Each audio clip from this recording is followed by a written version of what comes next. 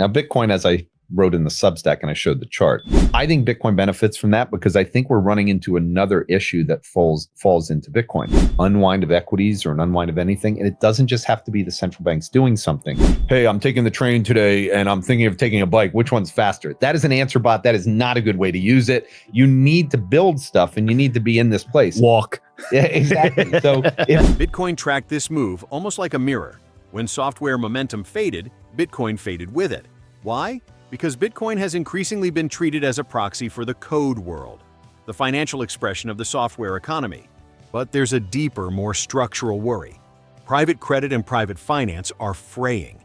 When big financial names underperform, the video cites an example like Goldman Sachs, and traditional financials start to drag the broader market, risk dynamics change quickly.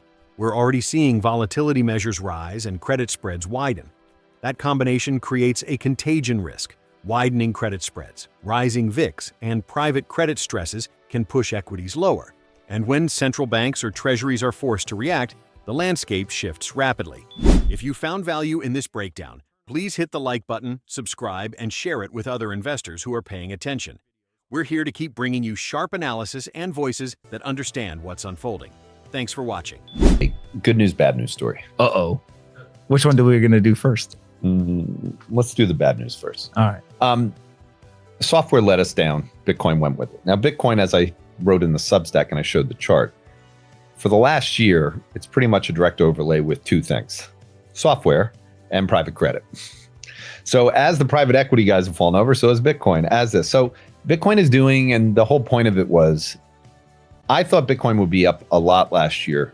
I didn't expect the AI progress to be as fast as it is. And then as we got closer to the end of the year, I still in the back of my mind, when I was buying it at 100 and 102 and then 95 and all, my belief was that we'd still go higher because the agentic side was coming in and we'd see the network effects kick in. Well, we've seen the network effects kick in, and this is part of the good news when I get to it with the Middle East, which is stablecoin volumes they're growing exponentially. And the agents, Stripe, Ramp, credit cards this week for agents. Like, the agent world is going to grow, which means volumes are going to explode, and the digital economy, the crypto side, is going to happen.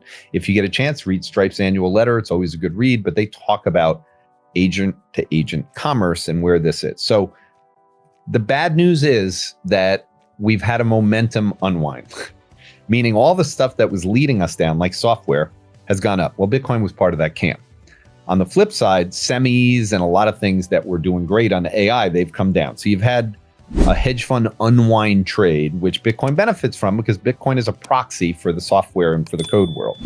That's the bad news. The good news is, to me, what's happening in the Middle East, there's a lot of talk about people moving into stable coins instantaneously. So whenever there's problems in the world, there's a move to dollars. Well, this is happening in the Middle East in a big way. Iran, Dubai, any of the places over there, there's been volumes and talk of all these growing volumes. Now, I think Bitcoin benefits from that because I think we're running into another issue that falls into Bitcoin. If I'm right about private credit, I'm right about 98 or 2008. There obviously was no Bitcoin in 98, but in 2008, it was created for a reason.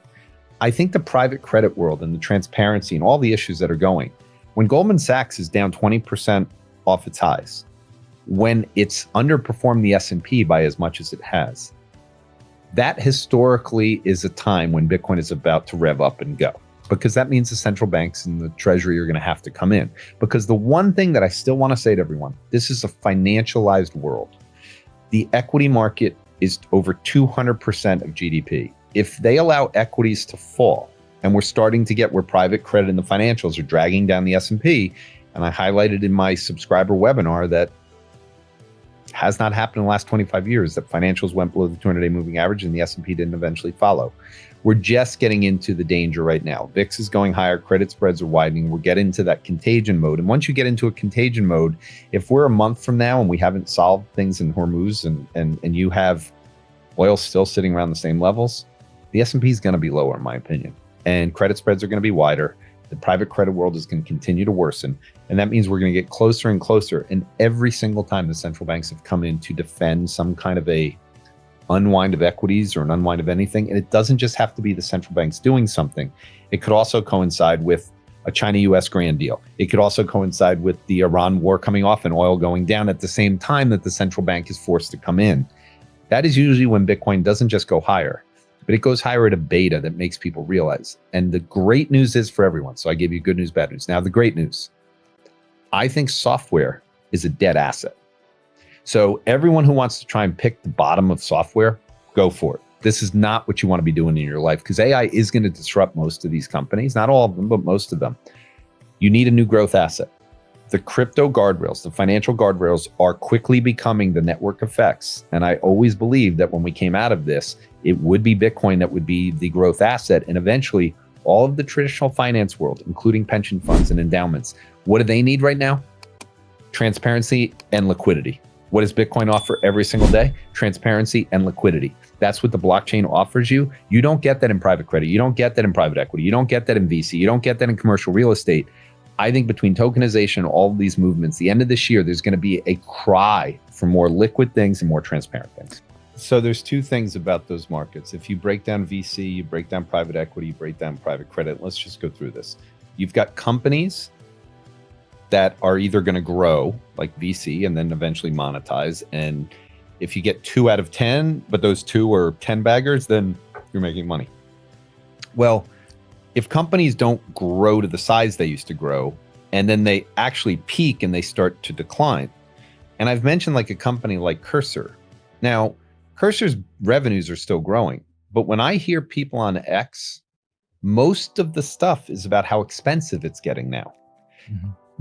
We have never seen companies grow this fast, but also reach a point where there's competition in their world so quickly. So that's the other part is how long are you going to keep doing that business if there's another competitor? And I believe what has happened and this whole thing, we all know the lifespan of a company in the S&P 500 has been declining for a long time now. That is because of exponential innovation. And I think exponential innovation is what's crushing all of these things because long duration assets are about time. Mm-hmm. Do you have time to generate this? Do you have time for this to work out? And I'll say it again and again. That is the number one thing that has changed. And when you hear that in the singularity, in this world, what is equivalent now to a year of innovation is what used to be 10 years. By definition, that means every year a company that has a business is 10 years of competition built in today. And because of Claude Code, because of open, like the advancements we've seen just in the last 3 months, then when you add OpenClaw, NanoClaw, and Auto Research, which Andre Karpathy put in GitHub this week, which I'm going to start uploading along with OpenClaw because I have an idea on how I can use that with my agents. I just think people don't realize that the ability of building stuff instantaneously, having a business right away, is just faster than ever. And this extreme time difference is what people need to be in your head. If you're investing in something based on the long term, the longer it is, the more likely you're going to be out of business. And I just think that the markets are discounting that on long duration assets. If you're paying for the expensive side of Claude or even Perplexity, so if you're paying for Opus 4.5 and you're at the pro level, just go into it when this podcast is done. I know you hate it when I say do it now. Yeah, don't do it now. Don't do it now. Go in. Hey, don't go anywhere. Stay go right into here. a chat bot and say, go into GitHub and whatever thing you want. Like for me, if I wanted to, this is how I built my turbulence model. Just say, I want you to go into GitHub and find me a model for building a risk portfolio of my shares of what I own in my portfolio, and how if I wanted to optimize it from a risk basis, I could do that. Something along those lines, or do something simpler. It doesn't really matter. Just ask GitHub just go out there and go there. GitHub is a library. It's a repository where all of these open source people that build stuff, they just put it. So it's like a library of code. If you ask it to do that for you, it will build it for you. And then you will have it on your own. That means that any idea that's out there, so the Andre Karpathy, it's open source, OpenClaw, it's open source. You can just go bring it into your computer and it takes you maybe an hour, a few hours if you have no idea how to use the terminal and go through this, but you can do this stuff very quickly. I could never do this. So now all I need to do is just go out, and if I come up with an idea, what I end up doing is saying, hey, I want you to go to GitHub and see if this idea exists. And if it does exist, come back and give me the top 5 ones that are rated there. D first, In regions facing dollar flight or geopolitical risk, places like Iran and Dubai, market participants are moving into stablecoins at scale. That's not theoretical. Volumes are growing and payment rails are adapting. 1 week's big change. Payment platforms and commercial card rails are working to enable agent-to-agent commerce, a world where digital agents, bots, and embedded commerce transact seamlessly using tokenized dollars. The result will be explosive transactional volumes for crypto rails. And then go build it for me. And by verbally saying that, you can build something that can be an HTML that you use. I did that in Perplexity Computer this week. I'll be showing it in my weekend video about what I built.